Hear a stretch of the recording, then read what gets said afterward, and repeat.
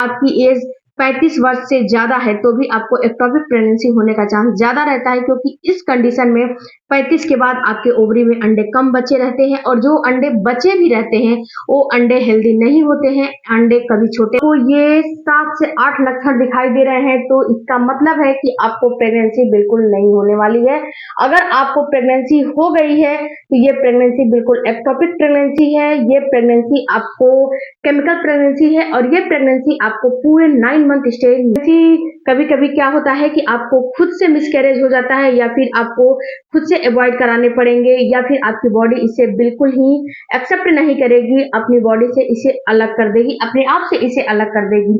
तो कौन कौन सा सिम्टम्स है, चलिए आज की वीडियो में हम जानेंगे।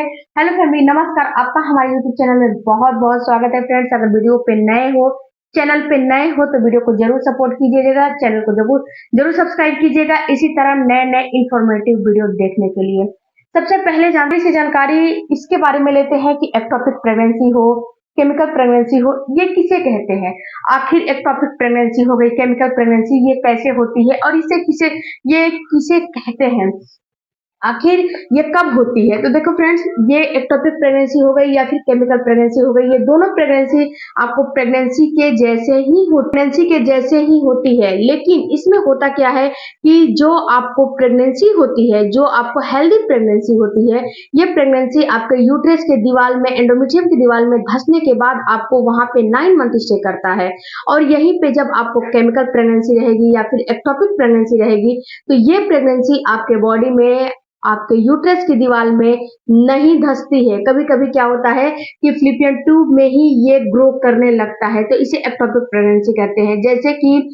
जैसे कि आपका ओवुलेशन हो गया, ओवुलेशन होने के बाद जब आपका अंडा फर्टिलाइज हो गया, फर्टिलाइज होने के बाद एक प्रोसेस होता है कि वो आपको धीरे धीरे वहां से सफर तय करते हुए आपके यूट्रस की दीवार में जो है चिपकने के लिए आता है, धंसने के लिए आता है, ताकि वो 9 मंथ वहां पे उसे भरण पोषण मिल सके, उसे हर चीज न्यूट्रिशन मिल सके, जिससे कि उसका जो है ग्रोथ हो, जिससे कि उसकी जो है विकास हो।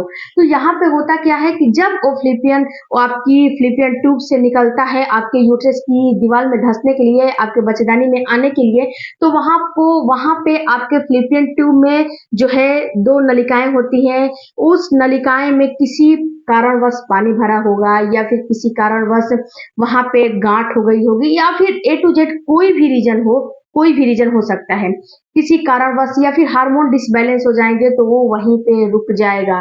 तो वहां पे जब वो रुक जाता है, फ्लिपियन ट्यूब में ही वो रुक जाता है, उसके थोड़ा सा आगे जाता है, उसके बाद वो वहीं पे रुक जाता है। वहीं पे वो रुकने के बाद उसकी ग्रोथ वहीं पे होने लगती है, उसको वहीं पे जो चीज चाहिए मिलने लगता है और वहीं पे वो ग्रो करने लगता है। तो आप खुद से समझो कि आपका बच्चेदानी थोड़ा सा बड़ा होता है, जब वहां पे बच्चा टिक जाता है और जैसे जैसे बच्चा बड़ा होता है वैसे वैसे आपकी बच्चेदानी भी बड़ी होने लगती है।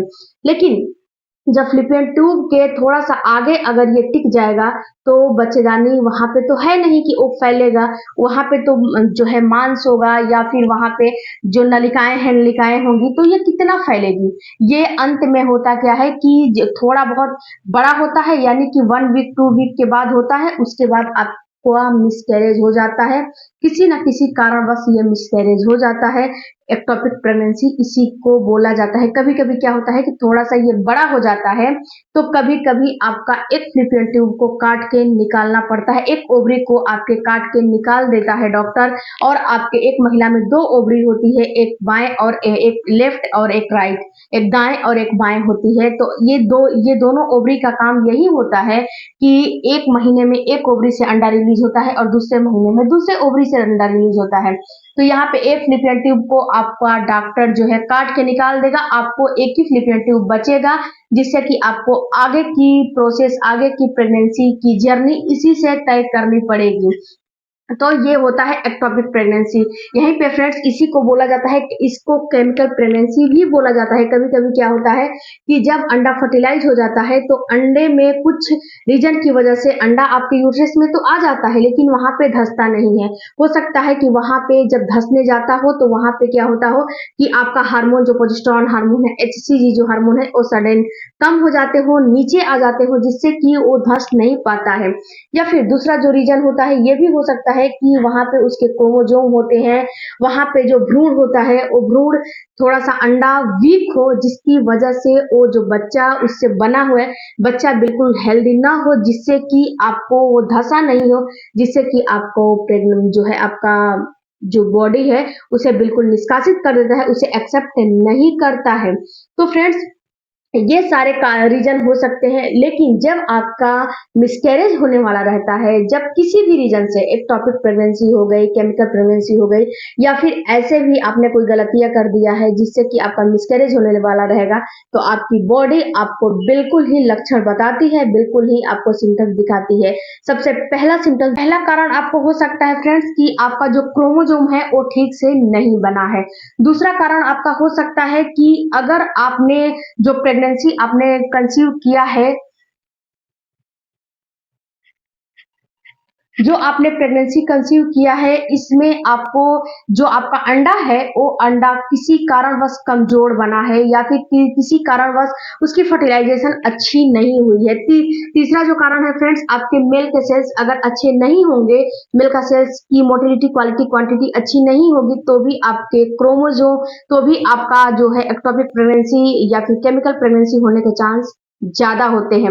इसके बाद चौथा जो कारण होता है एंडोमेट्रियम की लाइनिंग। अगर आपके एंडोमेट्रियम की लाइनिंग अच्छी नहीं रहेगी, तो भी आपको एक्टोपिक प्रेगनेंसी हो सकती है, आपका मिसकैरेज हो सकता है, या फिर आपको जो आप आपका केमिकल प्रेगनेंसी हो सकता है। पांचवा इसका कारण है फ्रेंड्स कि अगर आप बहुत ज्यादा स्ट्रेस, टेंशन, तनाव लेते हो, आपका हार्मोन डिसबैलेंस होता है, बार बार आपका हार्मोन उतार चढ़ाव होता है, इससे भी आपको केमिकल प्रेगनेंसी की संभावना होती है, इससे भी आपको केमिकल प्रेगनेंसी होती है और एक्टोपिक प्रेगनेंसी होती है। इसके बाद फ्रेंड्स जो पांचवा कारण होता है वो होता है आपकी एज। अगर आपकी एज 35 वर्ष से ज्यादा है, तो भी आपको एक्टोपिक प्रेगनेंसी होने का चांस ज्यादा रहता है, क्योंकि इस कंडीशन में 35 के बाद आपके ओवरी में अंडे कम बचे रहते हैं, और जो अंडे बचे भी रहते हैं वो अंडे हेल्दी नहीं होते हैं। अंडे कभी छोटे बनते हैं, कभी उसकी साइज अच्छी नहीं रहती है, कभी वो कम साइज के होते हैं, या फिर कभी उसकी क्वालिटी अच्छी नहीं रहती है। और उस अंडे से अगर आपको प्रेगनेंसी हो जाती है, तो आपको ये 9 महीने बिल्कुल स्टे नहीं करेगा, और किसी न किसी रीजन से, किसी न किसी कारण से ये निकल जाएगा। इसके बाद फ्रेंड्स इसे केमिकल प्रेगनेंसी बोला जाता है। इसके साथ साथ फ्रेंड्स, इसके बाद फ्रेंड्स आपको थायराइड है, या फिर किसी कारणवश आपके जो आपका पीरियड आता है उसमें क्लॉट्स बहुत ज्यादा निकलते हैं, या फिर आपका जो पीरियड है बिल्कुल डिसबैलेंस है, ये भी एक रीजन होता है। इसके साथ साथ फ्रेंड्स, अगर आपको वजाइनल इन्फेक्शन हो रहे हैं, अगर आपको बार बार रिपीटेड इन्फेक्शन हो रहे हैं, बार बार आपको वजाइनल इन्फेक्शन हो रहे हैं, तो भी ये रीजन होते हैं, ये रीजन बनते हैं आपको केमिकल प्रेगनेंसी होने का, और आपको केमिकल प्रेगनेंसी हो जाती है, कभी कभी एक्टोपिक प्रेगनेंसी भी हो जाती है। ये सारे रीजन होते हैं एक्टोपिक प्रेगनेंसी के और केमिकल प्रेगनेंसी के। लेकिन एक बात आपको यहाँ पे ख्याल रखना है कि ऐसा नहीं है कि आपको डर जाना है कि इस बार तो मुझे ऐसा जो है समझ में आ रहा है, अगली बार मुझे प्रेगनेंसी होगी कि नहीं होगी।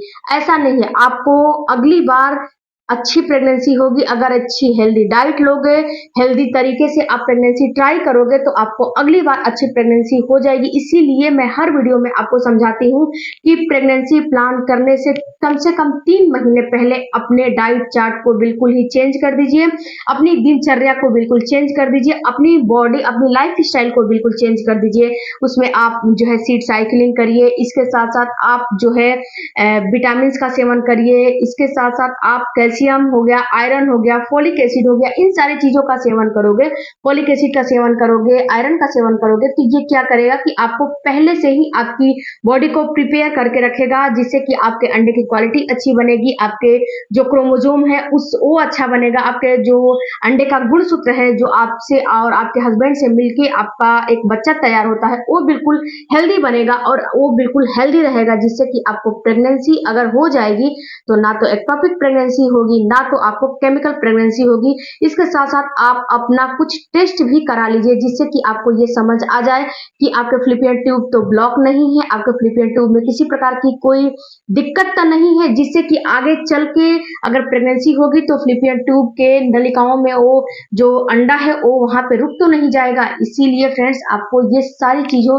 का नॉलेज होना चाहिए, ये सारी चीज आपको बताया जाता है, जिससे कि आगे की प्रोसेस आपके लिए बिल्कुल ही बिल्कुल ही अच्छी हो जाए। इसके साथ-साथ फ्रेंड्स केमिकल प्रेगनेंसी एक ऐसी भी होती है कि जैसे कि आप प्रेगनेंसी टेस्ट करते हो तो उसमें पॉजिटिव रिजल्ट आ जाता है, फिर दूसरी बार ट्राई करते हो तो उसमें नेगेटिव दिखा देता है। इसमें होता क्या है कि जो आपकी बॉडी में एचसीजी एचसीजी जो हार्मोन बने हैं वो सडन नीचे आ जाते हैं और जब डॉक्टर के पास जाओगे तो डॉक्टर को भी समझ में नहीं आएगा। जब तक डॉक्टर बीटा एचसीजी का ब्लड का टेस्ट नहीं करेगी तब तक उसको कुछ समझ में नहीं आएगा, क्योंकि सोनोग्राफी हो गया, अल्ट्रासाउंड हो गया, इन सारी चीजों में आपका जो भ्रूण का आकार है बिल्कुल क्लियर नहीं हो पाता है और ये डॉक्टर को भी समझ में नहीं आता है कि प्रेगनेंसी है या फिर नहीं है। तो एक टॉपिक प्रेगनेंसी में बहुत सारी समस्याएं होती हैं, बहुत सारी दिक्कतें होती हैं। इसी में अगर आपको केमिकल प्रेगनेंसी हो जाएगी तो उसमें भी बहुत सारी दिक्कतें होती हैं। तो आप पहले से ही तैयारी करके रखिए। आई होप कि इस वीडियो से आपको कुछ नॉलेज मिला होगा, तो चैनल को जरूर सब्सक्राइब कीजिएगा। मिलते हैं अगले वीडियो में। Thank you for watching. Bye bye, take care.